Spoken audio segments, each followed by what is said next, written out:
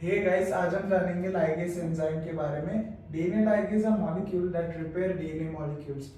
मतलब restriction enzyme के action के वजह से जो भी क्लीवेज हो जाता है डीएनए सीक्वेंस में, हम उसको फिर से ज्वाइन करने के लिए डीएनए लाइगेज यूज करते हैं। मैं एग्जांपल से बताता हूँ, समझिए कि ये है डीएनए सीक्वेंस, राइट। ये न्यूक्लियोटाइड्स at GCGT। तो ये सीक्वेंस है। अगर रिस्ट्रिक्शन एंजाइम की वजह से ये पार्ट हट गया, राइट, ये पूरा पार्ट हट गया है और हमारा डिजायर्ड सीक्वेंस हमने डाल दिया इसमें, समझिए कि टी है, राइट। तो अभी ये इसको ज्वाइन करना पड़ेगा फॉस्फोडाइस्टर बॉन्ड के साथ, तो तभी वो काम करेगा डीएनए लाइगेज। इनको बाद इनके जो फॉस्फोडाइस्टर बॉन्ड्स है ये ज्वाइन करने का काम डीएनए लाइगेज करेगा। यही मेन फंक्शन है उसका। तो हमारी डिजायर्ड जीन हमारे डीएनए सीक्वेंस में इंड्यूस हो गए। तो अब जानते हैं दो प्रकार के लाइगेज, उनके एक्शन पे, डिसकंटिन्यूटी रिपेयर और जॉइनिंग टू मॉलिक्यूल्स। इसकी ये दो एक्शंस है। तो डिसकंटिन्यूटी रिपेयर में कोई भी एक स्ट्रैंड का फॉस्फोडाइस्टर है ना, वो उसको रिपेयर करते हैं, राइट। तो मतलब रिस्ट्रिक्शन एंजाइम ने सिर्फ किसी एक स्ट्रैंड का एक फॉस्फोडाइस्टर क्लीव किया, तो अभी उसको रिपेयर डीएनए लाइगेज करेगा, राइट। तो यही है इसमें। और जॉइनिंग टू मॉलिक्यूल्स में दोनों स्ट्रैंड्स के ना फॉस्फोडाइस्टर बॉन्ड क्लीव किए रिस्ट्रिक्शन एंजाइम ने, तो उसको बाद में रिपेयर करेगा ये टाइप का लाइगेज। तो बस इसका यूज होता है कंस्ट्रक्शन ऑफ रिकॉम्बिनेंट डीएनए।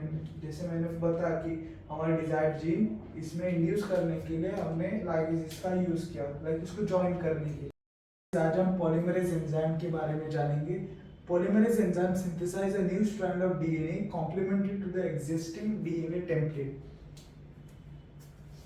माने अगर डीएनए टेम्पलेट हो, या फिर टेम्पलेट को कैसे बोले, एक स्टार्टिंग मटेरियल डीएनए बनने के लिए, एक स्टार्टिंग स्ट्रैंड, सिंगल स्ट्रैंड, उससे हम डीएनए दूसरा स्ट्रैंड कैसे बना, लाइक समझो कि ये शुरुआत में प्रेजेंट है डीएनए स्ट्रैंड, तो इसके कॉम्प्लीमेंट्री माने ए के अपोजिट टी, सी के अपोजिट जी, जी के अपोजिट सी, ऐसा अलग सा स्ट्रैंड कैसे बनाएंगे, ये बनाने के लिए पॉलीमरेज एंजाइम यूज होता है, राइट। तो most polymerase can function only if the template possesses a double-stranded region that acts as a primer। मतलब जो टेम्पलेट है, टेम्पलेट के साथ टेम्पलेट के अपोजिट, राइट, स्टार्टिंग के दो एक 10-15 न्यूक्लियोटाइड्स एक सीक्वेंस रहता है टेम्पलेट के ऊपर, जिसे प्राइमर कहते हैं, जिसके हेल्प से इनिशिएट होता है पॉलीमराइजेशन रिएक्शन, जिसमें लाइक देखो ये टेम्पलेट है, पूरा सीक्वेंस है सिंगल स्ट्रैंडेड डीएनए का, इसके कॉम्प्लीमेंट्री रहेगा।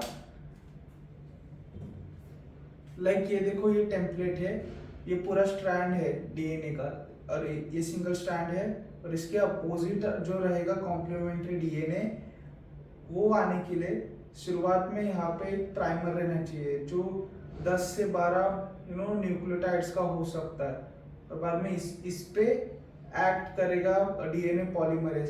समझो मेरा हार्ट डीएनए पॉलीमरेज है, और न्यूक्लियोटाइड्स आएंगे और ये सीक्वेंस से बनता जाएगा, राइट। तो दूसरी स्ट्रैंड बन जाएगी, और दोनों में हाइड्रोजन बॉन्ड्स बनने के वजह से तुम्हारा जो डीएनए है डबल स्ट्रैंडेड डीएनए बन जाएगा, राइट। तो ये जो टेम्पलेट है, इसके अपोजिट शुरुआत में प्राइमर होगा। अब प्राइमर भी लाइक दो टाइप के होते हैं, फॉरवर्ड और रिवर्स प्राइमर। अगर इसके बारे में जानना है तो आप मुझे कमेंट सेक्शन में कमेंट कीजिए, मैं अलग सा वीडियो बना दूंगा, बट ये बेसिक्स है पॉलीमरेज चेन रिएक्शन की। तो ये टेम्पलेट का अपोजिट प्राइमर रहेगा, और हमेशा डीएनए का जो न्यू स्ट्रैंड सिंथेसाइज होता है वो 5 प्राइम से 3 प्राइम पे ही होता है, ये आपको मालूम होना चाहिए, राइट।